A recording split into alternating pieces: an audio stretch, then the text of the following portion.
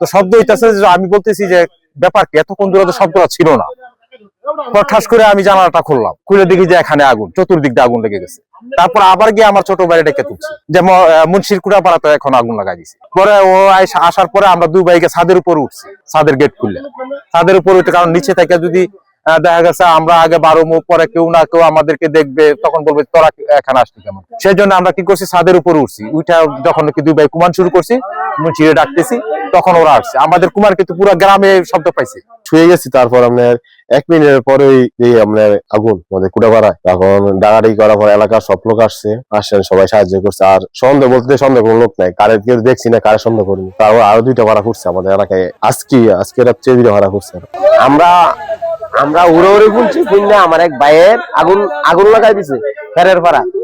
আগুন লাগানোর পর মনে করেন যে আগুনটা নিবাইছি অনেক মানুষ চেষ্টা করতে নিবানোর পর মনে হয় যে গোসল করা হয়েছে না, আবার ফোন আসছে যে আরেকটা আগুন লাগাই দিছে। এইগুলো করলে আমরা কি বলে গরু বাছুর কিনে পারবো, এইগুলো করলে তো আমরা মনে করেন যে গরু বাছুর চলা অসম্ভব হয়ে দাঁড়াইছে।